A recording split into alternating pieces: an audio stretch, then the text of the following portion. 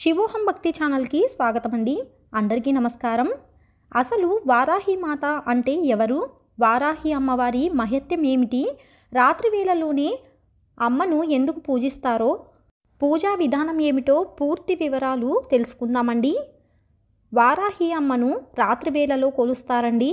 కొన్ని దేవతారాధనలు కొన్ని సమయాల్లో చేయటం వలన వాటికి విశేషమైన ఫలితాలు ఉంటాయండి. వారాహి మాతను రాత్రి పూజించటం వలన అద్భుతమైన ఫలితాలు ఉంటాయండి. మన పురాణాల ప్రకారము శక్తికి ఉన్న 7 ప్రతిరూపాలే సప్తమాతృకలండి. వీరే బ్రాహ్మి, మహేశ్వరి, కౌమారి, వైష్ణవి, వారాహి, ఇంద్రాణి, చాముండి. 8వ మాతృకగా నారసింహని, 9వ మాతృకగా వినాయకిని ఆరాధించడం జరుగుతుందండి. దుష్ట శిక్షణ కోసము భక్తులను కాచేందుకు ఈ సప్తమాతృకలు సిద్ధంగా ఉంటారండి. ఇంతకీ వారాహి మాత అంటే ఎవరు? వారాహి దేవతకు పూజ ఎలా చేయాలి? వారాహి అమ్మవారికి పూజ చేస్తే ఎలాంటి ఫలితం దక్కుతుందో తెలుసుకుందామండి. వారాహి మాత అంటే భూదేవి. హిరణ్యాక్షుడు భూదేవిని జలాలలో తీసుకువెళ్ళినప్పుడు శ్రీ మహావిష్ణువు వరాహ రూపంలో అవతరించారండి. రాక్షసుణ్ణి సంహరించి భూదేవిని రక్షించారండి. స్వామి మీద ప్రేమతో అమ్మవారు వారాహి రూపంలో అవతరించిందని, అందుకే భూదేవి వరాహస్వామి స్త్రీ రూపమని కొన్ని ధ్యాన శ్లోకాలలో కనిపిస్తుందండి.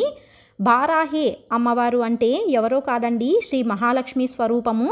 శ్రీ లక్ష్మీ సహస్రనామ స్తోత్రంలో వారాహి ధరణి ద్రవ అనే నామం కనిపిస్తుందండి. వారాహి మాత రూపం, వారాహి రూపము ఇంచుమించు వరాహమూర్తి స్వామినే పోలి ఉంటుందండి. ఈమె శరీర ఛాయన నల్లని మేఘవర్ణంలో ఉంటుందండి. సాధారణంగా ఈ తల్లి వరాహముఖంతో 8 చేతులతో కనిపిస్తుందండి. అభయవరద హస్తాలతో శంఖము, పాశము, హలము వంటి ఆయుధాలతో దర్శనమిస్తుందండి. గుర్రము, సింహము, పాము, దున్నపోతు వంటి వివిధ వాహనాల మీద ఈ తల్లి సంచరిస్తుందండి. ఈ తల్లిని పూజించడం వలన శత్రుభయం ఉండదండి. లలితాదేవికి సైన్యాధిపతిగా వారాహిదేవిని వర్ణిస్తారండి. అందుకే ఈమె ప్రస్తావన లలితా సహస్రనామంలో కూడా కనిపిస్తుందండి. ఈ లలితాదేవి తరపున పోరాడేందుకే కాదు, భక్తులకు అండగా ఉండేందుకు కూడా ఒక గొప్ప యోధురాలిగా నిలుస్తుందండి వారాహిమాత. అమ్మను ఆరాధిస్తే జీవితంలో ఎదురయ్యే అడ్డంకులన్నీ తొలగిపోతాయని, శత్రుభయం ఉండదని, జ్ఞానం సిద్ధిస్తుందని పురాణ వచనమండి. వారాహిదేవి పేర ఉన్న మూల మంత్రాలను, అష్టోత్తరాలను పఠిస్తే సకల జయాలు సిద్ధిస్తాయండి.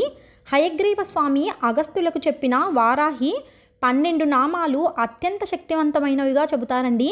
పంచమి సమయ సంకేత, దండనాథ, వారాహి సంకేత, పోత్రిని, శివ, మహాసేన, వార్తాలి, అరిగ్ని, ఆజ్ఞ, చక్రేశ్వరి అనే 12 నామాలుగా పిలుస్తారండి. ఈ 12 నామాలను ప్రతిరోజు 11 సార్లు పఠిస్తే అద్భుతమైన ఫలితాలను పొందవచ్చునండి. వారాహిదేవి అమ్మవారి పూజా విధానం. ఎన్నో పూజలు చేశామండి, ఎన్నో పరిహారాలు చేసినా మా కోరిక తీరటం లేదండి అని అనుకునేవారు 3 అక్షరాల బీజమంత్రాన్ని అనుకోవాలండి. 10 నిమిషాల్లో కోరిక, ఎటువంటి కోరికైనా కూడా తీరుతుందని, లక్ష్మీ స్వరూపమైన వారాహిదేవిపై నమ్మకం ఉంచి మంత్రాన్ని జపించాలండి. ఐం క్లీం సౌ అనే మంత్రాన్ని 11 సార్లు, 21 సార్లు, ఎన్నిసార్లైనా జపించవచ్చునండి. ఇలా చేయటం వలన మన సమస్యలకు పరిష్కారం దొరుకుతుందండి. ఏదో ఒక రూపంలో మన సమస్య తొలగిపోతుందండి. వారాహి అమ్మవారికి పూజ సాయంత్రం 6 గంటల నుండి 9 గంటల లోపు చేయాలండి. పూజ కోసం అమ్మవారి చిత్రపటాన్ని తీసుకొని కాస్త గంధం పెట్టి తెలుపు రంగు పువ్వులు అలంకరించి సాంబ్రాణి ధూపం వేయాలండి. అయితే సాంబ్రాణి ధూపం బొగ్గులు వెలిగించి దానిపైన మాత్రమే సాంబ్రాణి ధూపం వేయాలండి. అగరబత్తులు వెలిగించకూడదండి. అమ్మవారికి మహాదీపంతో పాటు చిన్న దీపం కూడా వెలిగించాలండి. నైవేద్యంగా నల్ల బెల్లము, 2 లవంగాలు సమర్పించాలండి. సింధూరం కలిపిన అక్షింతలు వేస్తూ అమ్మవారి చిత్రపటానికి పూజ చేసుకోవాలండి. అమ్మవారికి శుక్రవారం అష్టమి తిథి కలిసి వచ్చిన రోజు 6 గంటల నుండి 10 గంటల లోపు దీపం, ధూపం, నైవేద్యం భక్తి శ్రద్ధలతో అమ్మవారి పూజ చేసుకొని 3 లవంగాలు అరచేతిలో తీసుకొని అమ్మవారి మంత్రాన్ని 26 సార్లు అనుకోవాలండి.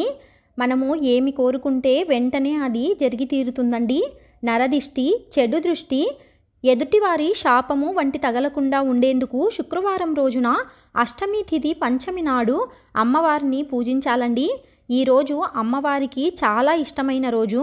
శుక్రహోరల్లో ఈ పరిహారం చేస్తే కష్టం అనే మాటకు చోటు ఉండదండి. ఆషాఢ నవరాత్రి ప్రతిరోజు సప్తమాతృకా దేవతలను మరియు అష్టమాతృకా దేవతలను పూజించటం, 8వ రోజు వారాహిదేవిని పూజించడం వలన సంపన్నమైన జీవితం లభిస్తుందండి. ఈ దేవికి నిత్య పూజతో పాటు వారాహి అష్టోత్తరం, వారాహి షోడశనామాలతో కుంకుమార్చన చేసుకోవాలండి. వీలైన వారు వారాహి యొక్క స్తోత్రాలు, హృదయ కవచం, సహస్రనామాలు మొదలగు వాటిని పారాయణ చేసుకోవచ్చునండి. తప్పకుండా వారాహి షోడశనామ స్తోత్రాన్ని పఠించాలండి. ఈ నవరాత్రి పూజల్లో భాగంగా అష్టోత్తరాలతో కుంకుమార్చన చేసుకోవాలండి. మరియు సహస్రనామాలు, స్తోత్రాలు, దేవీ భాగవతం, దుర్గా సప్తశతి మరియు దేవీ మహత్యం లాంటివి పారాయణం చేయటం శుభాలను కలిగిస్తుందండి. తెలుసుకున్నాం కదా అండి వారాహి మాత గురించి.